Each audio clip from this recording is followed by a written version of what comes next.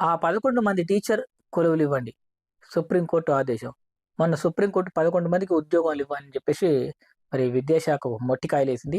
అదేంటో తెలుసుకుందాం. డీఎస్సీ 2024 ద్వారా ఇప్పటికే టీచర్లుగా పనిచేస్తున్న 11 మందిని కొనసాగిస్తూనే జాతీయ సార్వత్రిక విద్యా సంస్థ అంటే ఎన్ఐఓఎస్ ద్వారా డైట్ పూర్తి చేసినటువంటి 11 మంది అభ్యర్థులకు కొలువులు ఇవ్వాలని చెప్పేసి సుప్రీంకోర్టు తెలంగాణ ప్రభుత్వాన్ని ఆదేశించింది.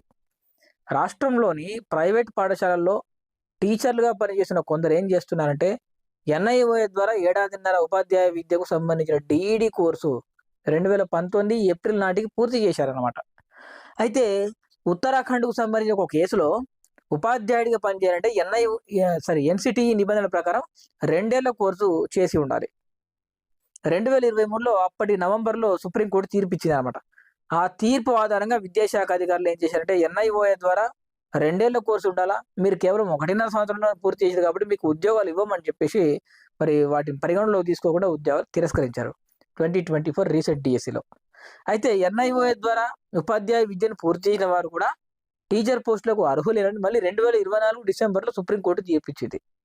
దాంతో ఆ 11 మంది అభ్యర్థులు ఎవరైతే ఉన్నారో ఎన్ఐఓఎస్ అభ్యర్థులు మాకు న్యాయం చేయాలని చెప్పేసి వాళ్ళు సుప్రీంకోర్టును ఆశ్రయించారు. దీనిపై విద్యాశాఖ అధికారులు మరి స్వయంగా హాజరు కావాలని ధర్మాసనం ఆదేశించింది. మేము పిలిస్తే అర్ధరాత్రైనా మీరు రావాల్సింది అని చెప్పేసి గట్టిగా మొట్టికాయలు కూడా వేసింది.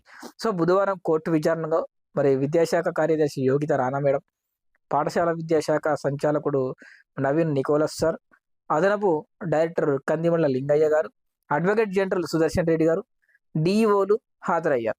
తమ తీర్పును అమలు చేస్తే నెక్స్ట్ విచారణకు అధికారులు హాజరు కావాల్సిన అవసరం లేదని న్యాయస్థానం పేర్కొంది.